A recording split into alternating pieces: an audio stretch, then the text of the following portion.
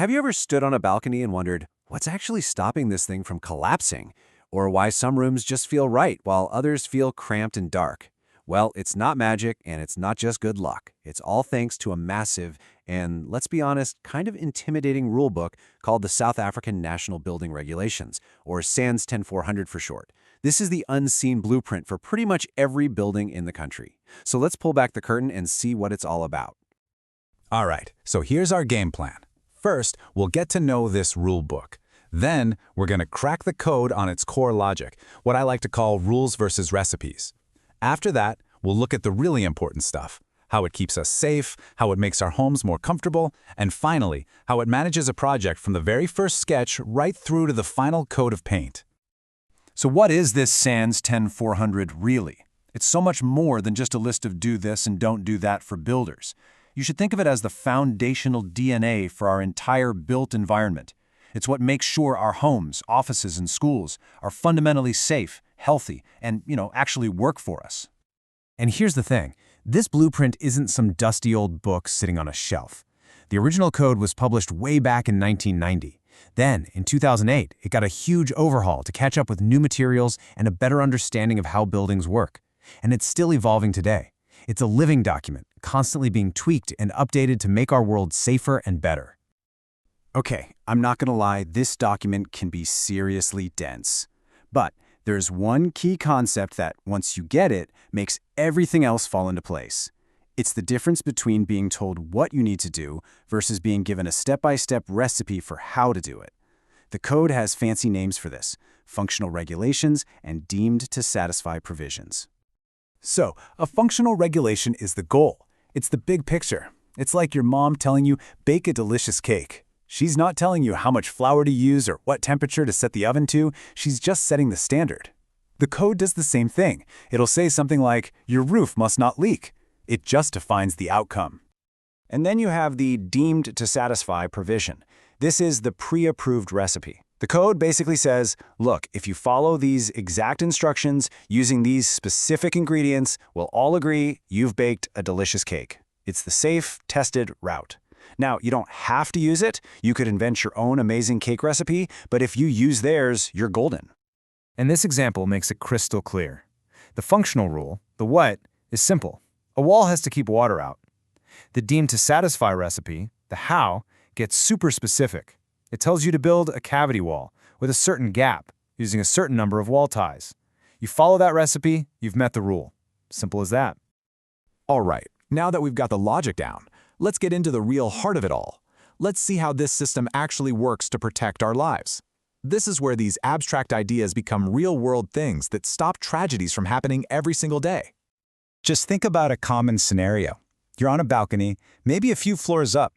What is the actual specific rule that's making sure that railing is safe, especially for a curious toddler who might be running around? The answer is 100 millimeters. That's it. Part D of the regulations says that any gap in a balustrade can't be big enough for a 100-millimeter sphere to fit through. And that's not just some random number, it's based on the size of a small child's head. It's a tiny rule with a massive life-saving impact. Okay, let's switch gears to another critical safety feature, especially here in South Africa, the swimming pool. What does the code have to say about preventing those awful drowning accidents?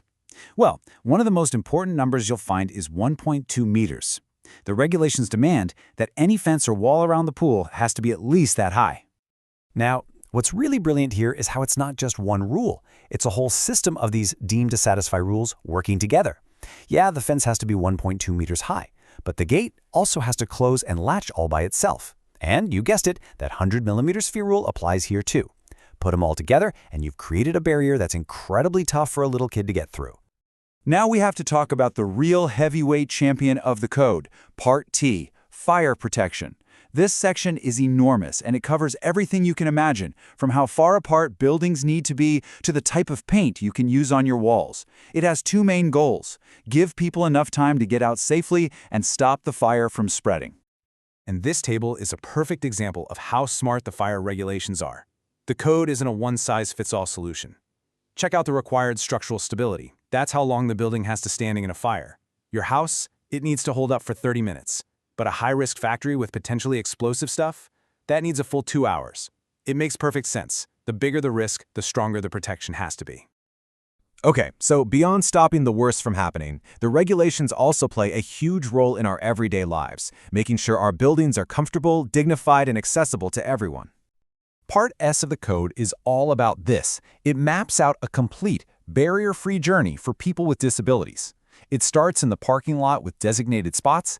It continues with a ramp that's not too steep, a maximum of 1 in 12 gradient, then ensures the doorways are wide enough for a wheelchair, at least 800 millimeters, and of course it makes sure there are proper accessible bathrooms inside. It's literally a blueprint for inclusion. The code also looks out for our basic comfort in ways we probably don't even notice. For instance, a livable room can't be smaller than 6 square meters. Your ceiling has to be at least 2.4 meters high. And to make sure rooms aren't dark, stuffy caves, your windows have to be at least 10% of your floor area, and the openings for ventilation need to be at least 5%. These are the rules that make our homes feel like homes.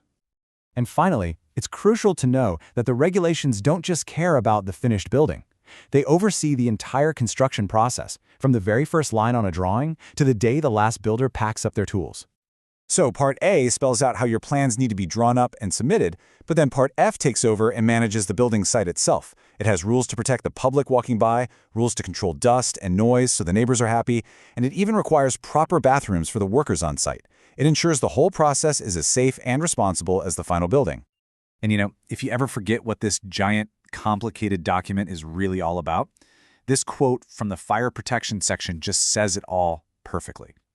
The whole point is the protection of people, all people, making sure they can be in a building safely, and if things go wrong, get out of it safely.